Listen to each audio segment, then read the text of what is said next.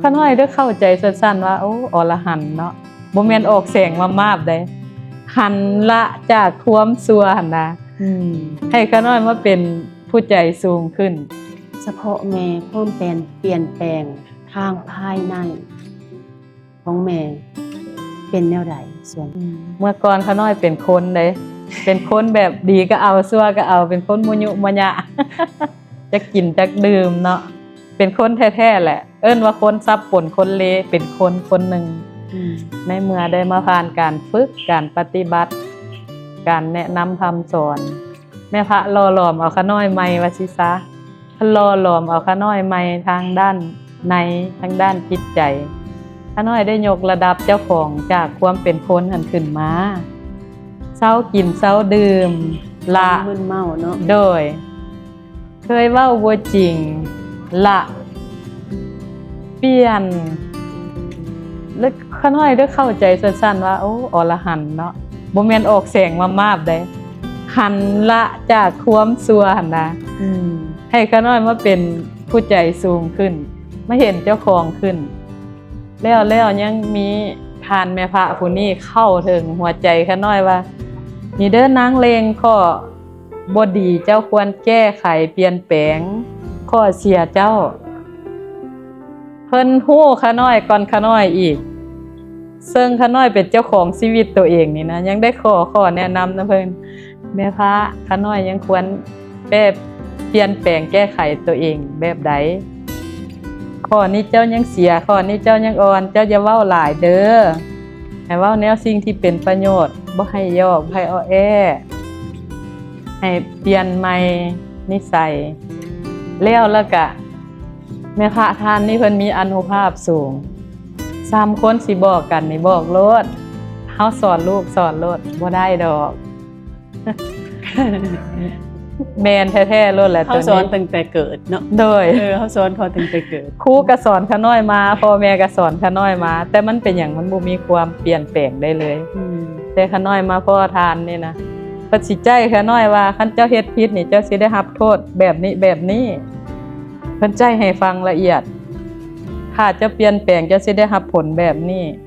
เพราะข้าน้อยฮู้แล้วว่าเบื้องลบข้าน้อยสิได้รับแบบนี้ข้าน้อยต้องอย่างดีแม่นบ่เด้อข้าน้อยปรับเปลี่ยนตัวเองได้เปลี่ยนก็บ่แม่นเปลี่ยนได้ทีเดียวได้มันก็ยังมีความนิสัยหรือว่าเว้าง่ายๆสันดานเฮาเนาะมันเคยเป็นมาจังซั่นมาเปลี่ยนมาพัดมาล้างเจ้าของเพิ่นก็จัดให้ข้าน้อยไปฝึกแต่ละคอร์สมันเห็นความเปลี่ยนแปลงจากข้างในเฮ็ดให้เฮาฮู้ตื่นเบิกบานฟังคำสอนเพิ่นได้แล้วเฮาฮู้บาปฮู้บุญเฮาจังสามารถละความบ่ดีเฮาได้เด้บ่แม่นว่าบอกกันแล้วสิได้โลดเด้ต้องได้ผ่านการฝึกยับยั้งชั่งใจอดทนอดกั้นก่อนให้ได้บุญได้บารมีก่อนเฮาจังมายกเฮาขึ้นเปลี่ยนข้าน้อยจากเก่าเป็นใหม่ก็คือใหม่ทั้งในทั้งความคิดความย่านบาปความย่านมีโทษเพราะว่าเฮาสิได้รับผลมรรคผลของเฮานะความอันตรายของเฮาหั่นเพิ่นสอนให้ฮู้ว่ากรรมนี่คือการกระทำจะทำสิ่งใดจะต้องได้รับแม้นข้าน้อยเคยได้ยินเคยได้ฟังนำครูบาอาจารย์เขาก็บอกแบบนี้แต่มันน่ะเพิ่นเว้าแบบเดียวกันแต่มันบ่แม่นแบบเดียวกัน ข้าน้อยได้ฟังอยู่ใน YouTube เนาะเพิ่นสิเว้าเกี่ยวกับเรื่องพระไตรปิฎกแต่ข้าน้อยบ่ได้เคยศึกษาเด้อแล้วก็เรื่องบาปบุญคุณโทษที่เขาเจ้าเคยสอนกันมาหั่นนะข้าน้อยก็ฟังก็ว่าคักแต่มันเปลี่ยนข้าน้อยบ่ได้บัดข้าน้อยได้มาฟังจากเพิ่นนี่โอ้ยเพิ่นเปลี่ยนระบบข้าน้อยได้เปลี่ยนข้าน้อยจากเก่าเป็นใหม่อัปเดตขึ้นแต่ละขั้นละตอนการปฏิบัตินี่ดีพี่น้องเอ้ยดีแท้ดีจริงเฮ็ดให้เฮาเปลี่ยนแปลงล่อหลอมเอา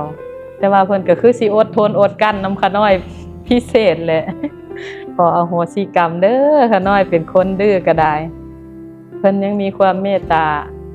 สอนข้าน้อยจนเฒ่าทุกมื้อนี้ พิ่นก็ยังสอนเอาขาน้อยอยู่อัปเดตขาน้อยขึ้นเป็นขั้นขาน้อยก็มายืนต่อลูกต่อผัวและคนที่อ้อมข้างก็ดีรับมากรับผล